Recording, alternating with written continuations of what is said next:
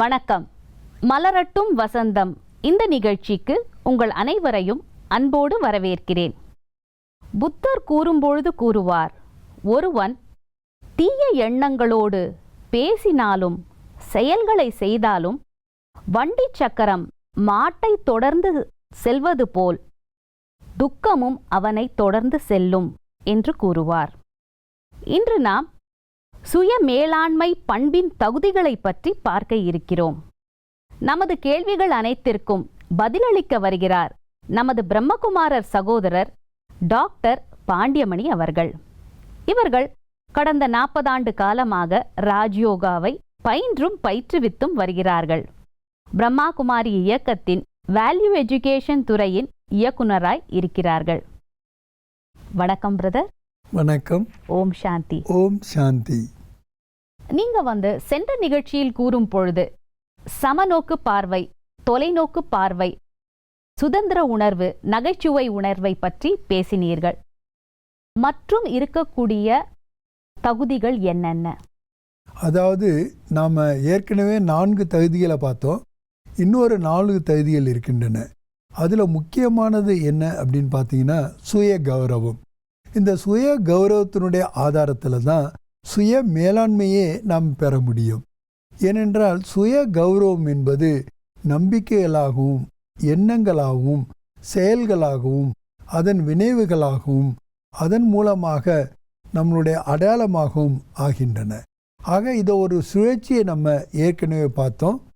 இந்த சுய அடையாளத்தினுடைய சுழற்சி அதே தான் இங்கேயும் நமக்கு அப்ளை ஆகின்றது. ஆக நாம் சுய மேலாண்மை தகுதிகள் உடையவராக ஆக வேண்டுமென்றால் முதலில் சுய கௌரவம் உடையவர்களாக இருக்க வேண்டும். இது மனதிலே ஏற்படுகின்ற ஒரு மாற்றமாகும்.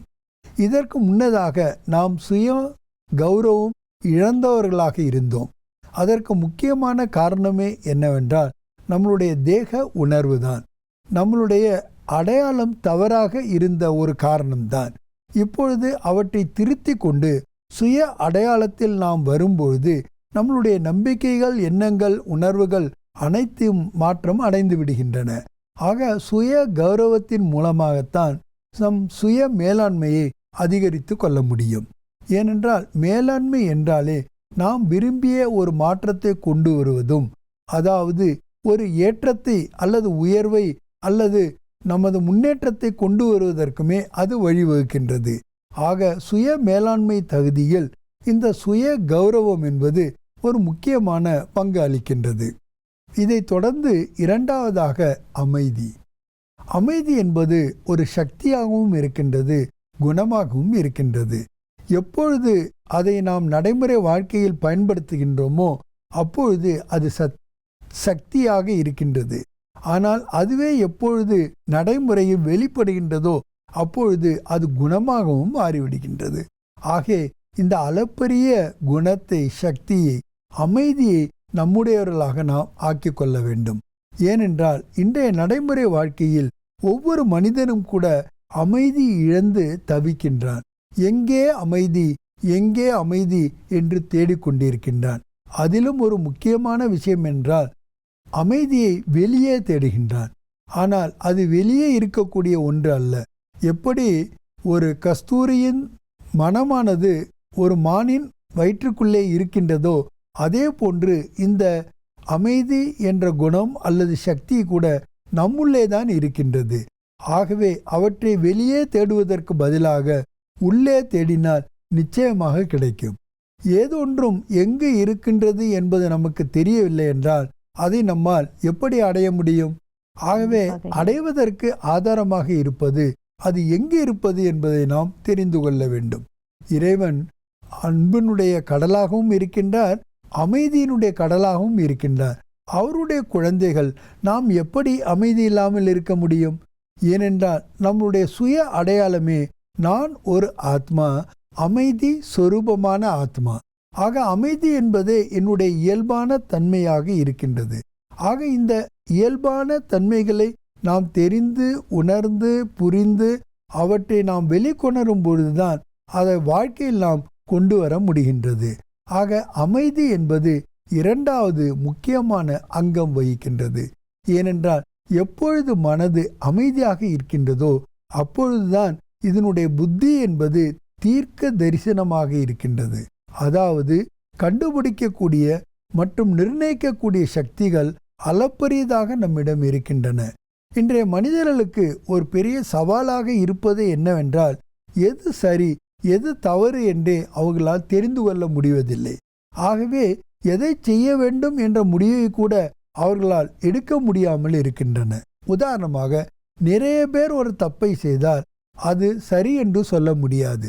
தப்பு தப்புதான். அது ஒருவராக இருந்தாலும் சரி அல்லது பல பேராக இருந்தாலும் சரி. ஆக நாம் உண்மையை, அதாவது சத்தியத்தை புரிந்து கொள்ள வேண்டுமென்றால், உணர்ந்து கொள்ள வேண்டுமென்றால் இந்த அமைதி சக்தியானது நமக்கு அத்தியாவசியமாக இருக்கின்றது. இந்த அமைதியை நாம் நம் மனதில் மட்டும் கொள்ளாமல் நமது சூழலில், சுற்றுப்புற சூழலில் வெளிப்படுத்துவதோடு மட்டும் அல்லாமல் நம்முடைய உறவு முறைகளிலும் இந்த அமைதியை நாம் கொண்டு வர வேண்டும். ஆனால் இன்றைய மனிதர்கள் இந்த அமைதியை தான் இழந்து கொண்டே வருகின்றார்கள். இவற்றை வெளியிலே தேடுகின்றார்கள். உதாரணமாக, ஒரு கோடை காலத்தில் சுற்றுலா தலத்திற்கு செல்வது, அங்கு செய்து அமைதியை நாம் அனுபவிக்க முடியும் என்று நினைக்கின்றார்கள். சப்தங்களை கடந்து சென்று அனுபவங்களை பெற வேண்டும் என்று துடிக்கின்றார்கள். ஆனால் நடைமுறையில் இது சாத்தியமல்ல. ஏனென்றால் நாம் நம் உள் உணர்வில் முதலில் சாந்தியை அனுபவம் செய்ய வேண்டும். அந்த சாந்தியை எப்பொழுது நமக்கு கிடைக்கும் என்றால் சுய அடையாளத்தின் ஒரு காரணமாகத்தான். ஆக முதலில் சுய அடையாளத்தில் நான் இந்த அழியக்கூடிய உடல் அல்ல, நான் அமைதி சொரூபமான ஆத்மா என்பதை நான் தெரிந்து புரிந்து ஏற்றுக்கொண்டு அவற்றின் பயிற்சியை செய்யும் பொழுதுதான் நம்மிடமிருந்து அந்த அமைதி என்ற சக்தியானது வெளிப்படுகின்றது. ஆகவே முக்கியமாக நாம் கருதுவதே இந்த அமைதி சக்தியை தான். மூன்றாவதாக நாம் பார்ப்பது பணிவுத்தன்மை. ஏனென்றால் இன்றைய காலகட்டத்தில் அறிவியல் வளர்ச்சியின் காரணமாக மனிதன் சற்று அகங்காரத்தையும் கொண்டு இருக்கின்றான். இந்த அகங்காரமானது அவன் ஏற்றுக்கொள்ளக்கூடிய மனப்பான்மையிலிருந்து அவனை விடுவித்து விடுகின்றது. தான் சரியாக இருக்கின்றேன், தான் எதை செய்தாலும் சரியாகத்தான் செய்கின்றேன், நான் யாரிடமும் எதையும் கேட்டு பெற வேண்டிய அவசியமல்ல, யாருடைய உதவியும் எனக்கு தேவையில்லை என்று பல்வேறு விதமான எதிர்மறையான உணர்வுகளை கொண்டவனாக இருக்கின்றான். ஆக ஒரு மனிதனுடைய வாழ்க்கைக்கு அத்தியாவசியமற்ற ஒரு விஷயம் இந்த அகங்காரமாகும். இந்த அகங்காரத்தை ஒருவர் வெல்ல வேண்டுமென்றால் பணிவுத்தன்மை உடையவராக இருக்க வேண்டும். ஆனால் ஆன்மீக அறிவை பெற்ற ஒருவர் எப்பொழுதும் இந்த பணிவுத்தன்மையினுடையே இருக்கின்றார். ஏனென்றால் உதாரணமாக, இறைவன் எல்லாம் வல்லவர், அனைத்து குணங்களிலும் கடலாக இருக்கக்கூடியவர். அவரே கூட மிகவும் பணிவாக நமக்கு நமஸ்காரம் என்பதை செய்கின்றார். ஆக இறைவனிடமிருந்து நாம் கற்றுக்கொள்வதே நாம் கூட பணிவு உடையவர்களாக இருக்க வேண்டும் என்பதுதான்.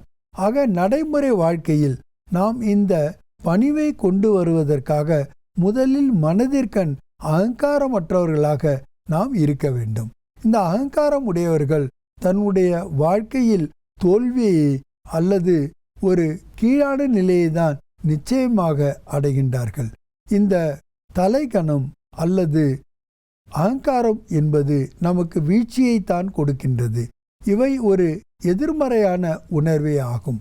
ஆனால் அதற்கு மாறுதலாக பணிவு உடையவராக எப்பொழுது நாம் இருக்கின்றோமோ அப்பொழுது நாம் ஏற்றுக்கொள்ளக்கூடியவர்களாக இருக்கின்றோம், கற்றுக்கொள்ளக்கூடியவர்களாக இருக்கின்றோம். இதுவும் ஒரு முக்கியமான தகுதியாக இருக்கின்றது. இறுதியாக 8வது தகுதி என்று நாம் கூறுவது மதிப்பை உணர்தல். மதிப்பு உணர்வு என்றால் என்ன? அதற்கும் சுய அடையாளத்திற்கும் உள்ள வித்தியாசம் என்ன?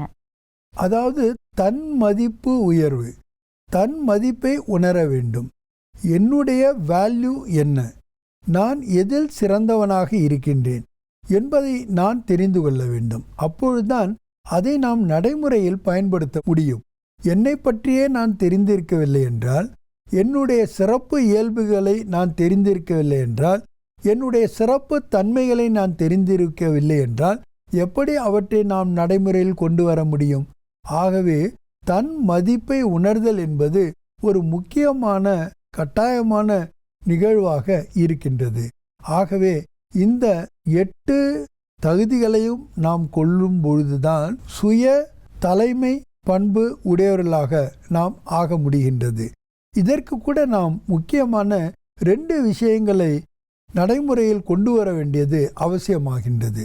அதில் ஒன்று, நாம் ஆர்ட் ஆஃப் லிசனிங், கவனமாக கேட்கும் கலை. இது ரொம்ப முக்கியமானதாக இருக்கின்றது.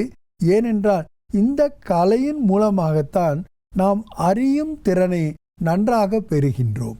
எப்பொழுது கவனமாக கேட்க முடியும் என்றால், எப்பொழுது நாம் அகங்காரமற்று இருக்கின்றோமோ, எனக்கு எல்லாம் தெரியும் என்ற நிலையிலிருந்து நாம் வேறுபடுகின்றோமோ, அப்பொழுதுதான் நம்மால் கவனமாக கேட்க முடியும்.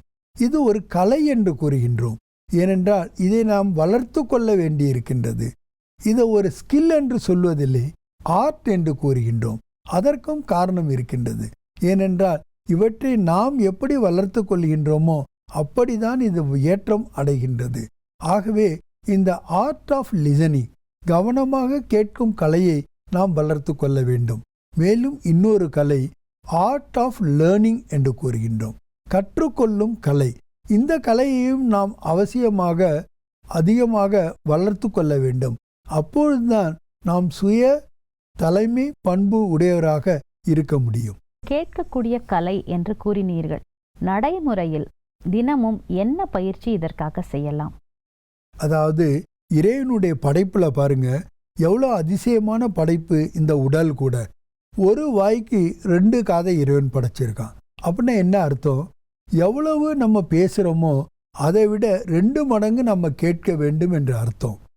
அல்லது எவ்வளவு நம்ம கேட்கின்றோமோ அதில் 50% நம்ம பேச வேண்டும் என்று. அதனால தானே என்னமோ வாய்க்கு மூடியை கொடுத்து வச்சிருக்கா, காதுக்கு மூடியை கொடுக்கவே இல்லை. ஆனால் நம்ம வாயை மூடுறதே இல்லை, காதை திறந்தே வைக்கிறது இல்லை. அதாவது பேசிக்கிட்டே இருக்கோம். அதிகமாக எவ்வளவு கேட்குறோமோ அதை விட 200 மடங்கு அல்லது 400 மடங்கு பேசுகிறோம். எவ்வளவு நம்ம கேட்கணுமோ அவ்வளவு கேட்கறது இல்லை, குறைவாக தான் கேட்குறோம். நம்ம காதுகள் திறந்தே இருந்தாலும் கூட நம்ம ஏன் கேட்பதில்லை என்று பார்த்தீங்கன்னா, அதுக்கு நம்மளுடைய மனநிலை தான் முக்கியமான காரியம். எப்போ நீங்கள் இதை எப்படி நினச்சிடுறீங்களோ, எனக்கு தெரியும், நீ ஒன்றும் சொல்ல வேணாம். எப்போ இந்த நினைவு வந்து விடுமோ அதுக்கப்புறம் அவங்க எவ்வளோதான் சொன்னாலும் அது காதுக்குள்ளே போகவே போகாது. அதாவது காது வரைக்கும் ஒரு சப்தமாக வருமே தவிர அது கருத்தாக பரிமாணம் அளிக்காது. ஆக கருத்தாக நம்ம உள்ளுக்குள்ளே அதை செல்ல வேண்டுமென்றால் நம்ம காதை திறந்தவர்களாக இருக்க வேண்டும். அதாவது அகங்காரமற்றவர்களாக இருக்க வேண்டும். எனக்கு எல்லாம் தெரியும் என்ற தலைக்கணம் அற்றவர்களாக நாம் இருக்க வேணும். இன்னைக்கு நம்ம இளைய சமுதாயத்தினரை பார்க்குறோம், இளைஞர்களை பார்க்குறோம். அவங்களுக்கு இது ஒரு பெரிய சவாலாகவே இருக்கின்றது. ஏன்னா கடந்த காலத்தில் வாழ்ந்த நமக்கு தெரியாத பல விஷயங்கள் அவங்களுக்கு தெரியுது. பல விஷயங்களை அவங்க கற்றுக்கொள்கின்றார்கள். இன்றைய அறிவியல் வளர்ச்சியின் காரணமாக, பலவிதமான மாஸ் மீடியா டெவலப்மெண்ட் காரணமாக அவர்களுக்கு பல விஷயங்கள் தெரிய வருது. ஆனால் அது தெரியறனால அவங்களுக்குள்ள அந்த தலைகணம் என்பது, அகங்காரம் என்பது, ஈகோ என்பது வந்து விடுகின்றது. அந்த ஈகோ வந்து விடுகின்ற காரணத்தினால்தான் இந்த கற்கக்கூடிய கலையும் சரி, கவனமாக கேட்கும் கலையையும் சரி அவர்கள் அடையாமல் இருந்து விடுகின்றார்கள். இந்த 2 குணங்களும் அவங்ககிட்ட இல்லாமல் இருப்பதை நம்ம பார்க்குறோம். இதுதான் அவர்களுக்கு வாழ்க்கையில் ஒரு முன்னேறுவதற்கு தடையாக அமைந்து விடுகின்றது, சவால்களாக அமைந்து விடுகின்றது. ஆகவே நாம் ஒவ்வொருவரும் கூட சுய தலைமை பண்பை வளர்த்து கொள்ள வேண்டுமென்றால் சுய கௌரவம் உடையவர்களாக இருக்க வேண்டும். அந்த சுய கௌரவத்தை நாம் பெற்றுவதற்கு நமக்கு அத்தியாவசியமான தேவையாக இருப்பது இந்த அமைதி சக்தியும் பணிவு தன்மையுமாகும். அதைவிட முக்கியமாக நாம் கூற விரும்புவது இந்த ஏற்றுக்கொள்ளக்கூடிய மனப்பாங்கு. அந்த ஆட்டிடியூட் நம்மளிடம் வந்தாதான் நாம் பிறரிடமிருந்து பல விஷயங்களை கேட்டும் பெறுவோம். அதை கவனமாக கேட்கின்ற திறனும் கூட நம்ம கூட வரும். ஏன்னா இப்போதைக்கு இருக்கக்கூடிய இளைய சமுதாயத்தில் நம்ம என்ன பார்க்குறோன்னா, அவங்க எதையுமே செவிமடுத்து கேட்கறதே இல்லை. அவங்களுடைய மனதில் என்ன இருக்குன்னா, உங்களுக்கு தெரியாத விஷயங்கள் கூட எங்களுக்கு தெரியும். ஏன்னா அறிவியலினுடைய வளர்ச்சியின் காரணமாக நாங்கள் எல்லாம் தெரிஞ்சவங்களா இருக்கிறோம் அப்படின்னு நினைக்கிறாங்க. இந்த நினைவை அவர்கள்ட்ட மாற்றி நாம் இந்த கற்கக்கூடிய கலை மற்றும் கவனமாக கேட்கக்கூடிய கலையை அவங்க கூட நம்ம வளர்க்க வேண்டியது மிக அத்தியாவசியமாக ஆகின்றது. சென்ற நிகழ்ச்சியில் நீங்கள் கூறும் பொழுது சமநோக்கு பார்வை, தொலைநோக்கு பார்வை, சுதந்திர உணர்வு மற்றும் நகைச்சுவை உணர்வை பற்றி பேசினீர்கள். இதில் தொலைநோக்கு பார்வையை பற்றி இன்னும் சற்று விளக்கம் தர முடியுமா? நிச்சயமாக. இந்த தொலைநோக்கு பார்வை நாம் உடையவர்களாக இருக்க வேண்டுமென்றால் பரந்த உள்ளம் உள்ளவர்களாக இருக்க வேண்டும். நம்மளது மனதை பெரிதாக ஆக்கி கொள்ள வேண்டும். குறுகிய கண்ணோட்டத்தில் நாம் இருந்தோமானால் நம்மளுடைய மனமானது பரந்த கண்ணோட்டமுடையதாக ஆகவே முடியாது. ஆகவே இன்றைய மனிதர்கள் குறுகிய கால பலன்களை அடைவதற்கு தன்னைத்தான் தயாராகி கொண்டே வருகின்றார்கள். எதை ஒன்றை அடைய வேண்டுமென்றாலும் இதனால் எனக்கு உடனடியாக என்ன லாபம் இருக்கின்றது என்று தான் கேட்கின்றார்கள். அதிலும் குறிப்பாக பார்த்தீர்களானால் இன்றைய இளைஞர்கள் எதை வேண்டுமானாலும் உடனுக்குடன் வேண்டும் என்று ஆசைப்படுகின்றார்கள். அதாவது கொஞ்சம் கூட பொறுத்திருந்து பொறுமையாக ஒரு காலகட்டத்திற்கு பிறகு நாம் அதை அடைவோம் என்ற பொறுமை என்பதை அறவே இழந்து விட்டார்கள். எதற்கெடுத்தாலும் அவசரப்படுகின்றார்கள். இவர்களுடைய வேகம் கூட அதிவேகமாக இருக்கின்றது.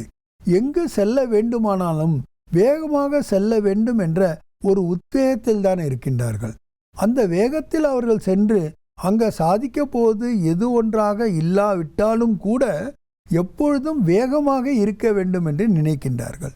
இந்த வேகமாக செல்ல வேண்டும், வேகமாக அடைய வேண்டும் என்ற உணர்வுகள் தான் அவர்களுடைய எண்ண ஓட்டத்தையும் வெகு வேகமாக செய்து கொண்டிருக்கின்றது.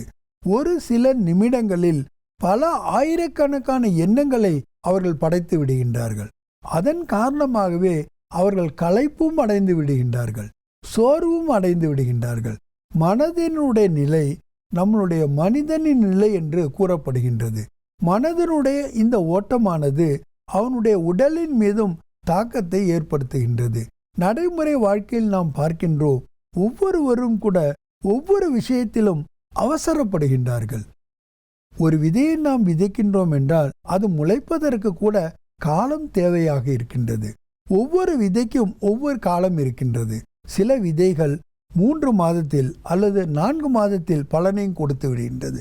சில விதைகளோ ஓராண்டோ அல்லது ஈராண்டுக்கு பிறகு பலன் கொடுக்கின்றது. ஓரிரு விதைகளோ 5 ஆண்டுகளுக்கு பின்னல் தான் பலன் கொடுக்கின்றது.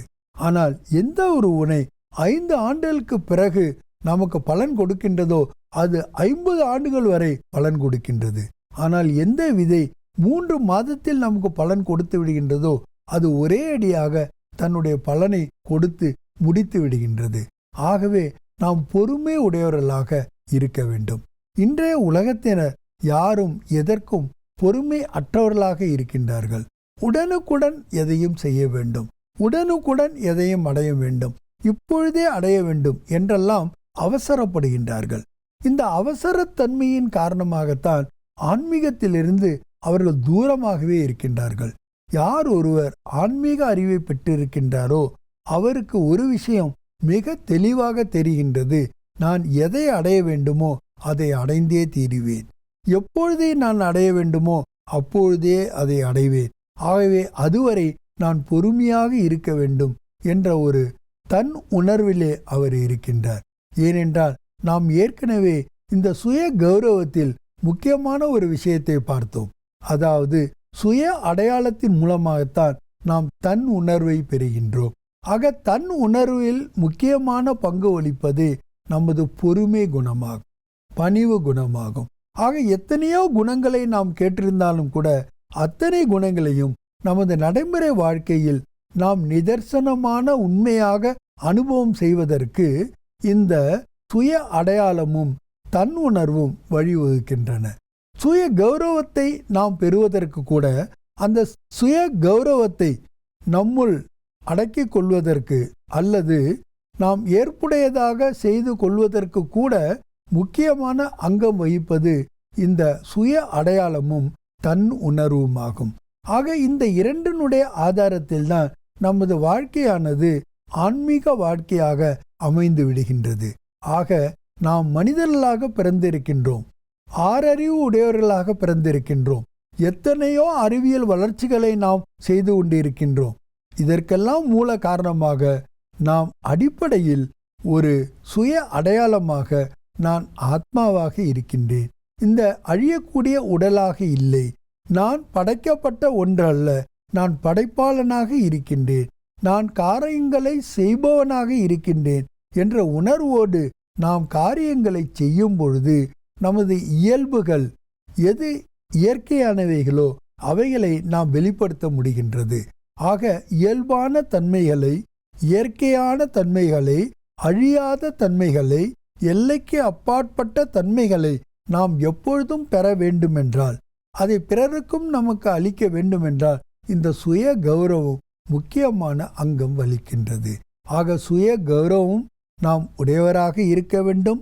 இந்த சுய கௌரவத்தை நம்முள் தக்க வைத்து கொள்ள வேண்டும்.